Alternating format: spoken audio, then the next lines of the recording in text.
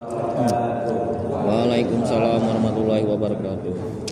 Alhamdulillahirrahmanirrahim. Bersyukur kita kepada Allah Subhanahu wa Ta'ala. Allah telah memudahkan kita untuk beribadah kepada-Nya.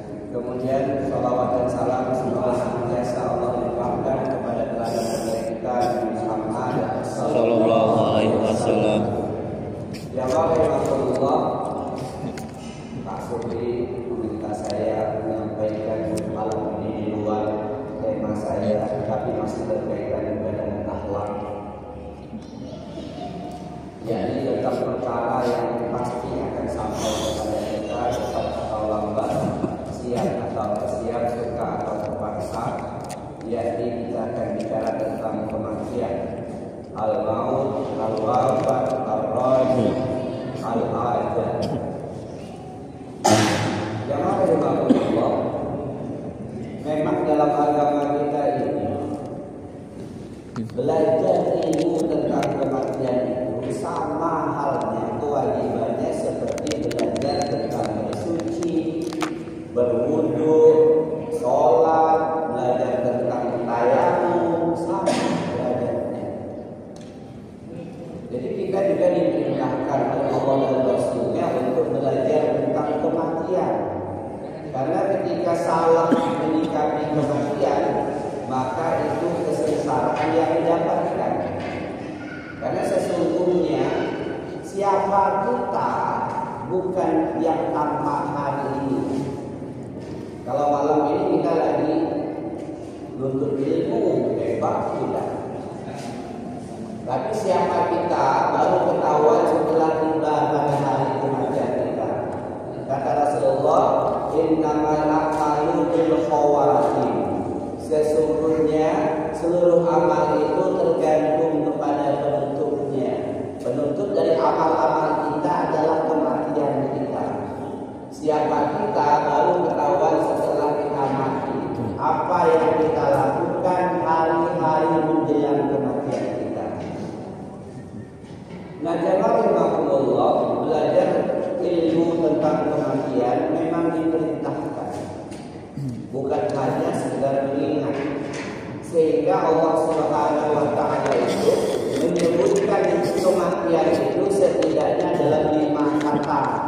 Kalau kita sering baca Quran, kita sering menemukan membaca 5 kata tersebut. Allah sering menggunakan kata ajal. Walikulli matil ajal fa iza jaa ajalun la yastaqimuna sa'an wa la yastaqdimun. Tiap-tiap umat itu akan mendapatkan ajalnya, akan sampai kepada ajalnya. Jika datang ajal kepada seseorang, maka dia tidak bisa dimajukan atau dimundurkan walaupun sesaat. Yang kedua, Allah sering menggunakan kata maut. Kullu nafsin za'iqatul maut wa innama tuwaffawna ujurakum yawmal qiyamah faman zuhziha 'anil nar wal udkhila jannah faqad faz wa mal hayatud dunya illa mata'ul ghurur. Tiap-tiap yang berjiwa itu akan merasakan mati, dan sesungguhnya hanya pada hari kiamat sajalah balasan amal-amalmu disempurnakan, bukan di dunia.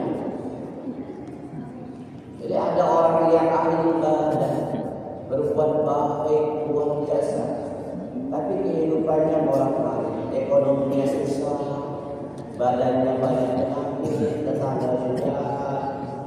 Kalau kita berpikir, orang itu gak ada kurangnya. Ibadahnya bagus, pergaulannya bagus, tapi kenapa hidupnya susah? Memang bukan di dunia balasan kesempurnaan dari amal-amal kita. Jangan kita tertipu dengan orang dia itu diberikan oleh Allah kekayaan, harta, pangkat, kedudukan karena Allah telah membalasnya dengan amal-amalnya. Bukan jaminan, belum tentu itu. Karena sesungguhnya kata Allah tadi, hanya pada hari kiamat sajalah disempurnakan seluruh balasan dari amal-amalnya, baik amal-amal saleh maupun amal-amal jahat. Nah, jamaah rahimakumullah. Kullu nafsin za'iqatul maut wa innama tuwaffawna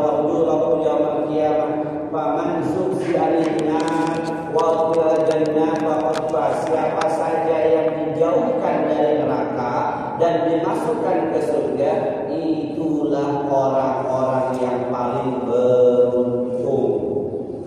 Dia tidak transit. Kan kebanyakan umat Islam ini transit dulu. Transitnya dia di neraka. Mungkin 1000 tahun, mungkin 1 juta tahun, tergantung seberapa banyak maksiat yang dia lakukan.